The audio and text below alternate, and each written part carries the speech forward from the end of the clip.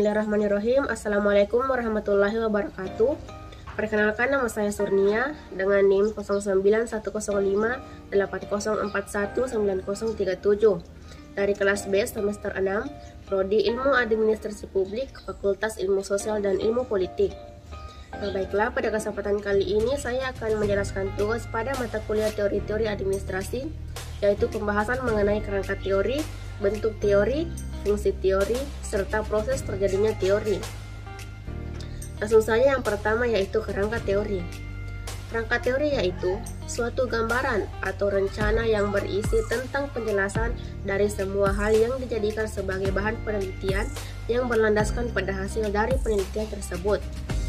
Nah, secara garis besar, isi dari kerangka teori adalah hubungan antara dua variabel atau lebih yang ada dalam suatu penelitian. Yang kedua yaitu bentuk teori. Bentuk teori dalam proposal penelitian, peneliti menegaskan teorinya dalam beberapa bentuk, seperti hipotesis, pernyataan logika, atau bentuk visual. Pertama, peneliti menegaskan teori dalam bentuk hipotesis-hipotesis yang saling berhubungan. Yang ketiga yaitu fungsi teori. Fungsi teori yaitu sebagai suatu ikhtisar fakta dan hukum yang jelas dan ilmiah. Nah, khusus dalam penelitian, Gawin mengemukakan fungsi teori, yaitu teori membantu peneliti dalam menganalisis data untuk membuat ringkasan singkat atau sinopsis dari data dan hubungan, serta untuk menyarankan mencoba hal yang baru. Fungsi yang lebih besar dari suatu teori adalah melahirkan teori yang baru. Nah, adapun yang terakhir yaitu proses terjadinya teori. Yang pertama yaitu pendefinisian. Istilah merupakan hal yang sangat penting dalam berteori, terutama berkenaan dengan kejelasan atau ketepatan penggunaan istilah yang telah didefinisikan. Yang kedua yaitu klasifikasi. Klasifikasi yaitu pengelompokan informasi-informasi yang relevan serta dengan kategori-kategori yang sejenis. Dan yang ketiga yaitu mengadakan induksi dan deduksi. Induksi merupakan proses penarikan kesimpulan yang lebih bersifat umum dari fakta-fakta atau hal-hal yang bersifat khusus.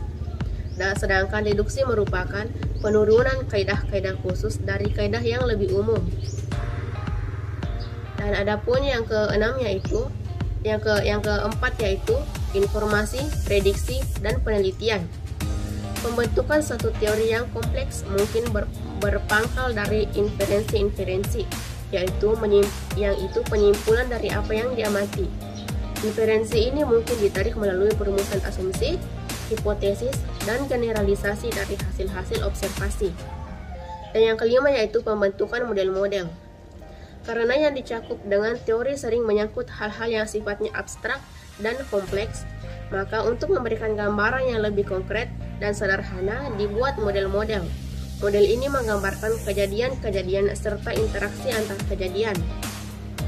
Dan yang terakhir yaitu pembentukan subteori. Suatu teori yang telah mapan dan komprehensif mendorong untuk terbentuknya sub-subteori. Subteori ini cenderung memperluas lingkup dari suatu teori dan juga memberikan penyempurnaan. Nah, baiklah, itulah tadi beberapa pembahasan mengenai kerangka teori, bentuk teori, fungsi teori, serta proses terjadinya teori. Saya rasa cukup sekian dari saya. Lebih dan kurangnya mohon dimaafkan. Billahi fisabilillah wastabiqul khairat. Assalamualaikum warahmatullahi wabarakatuh.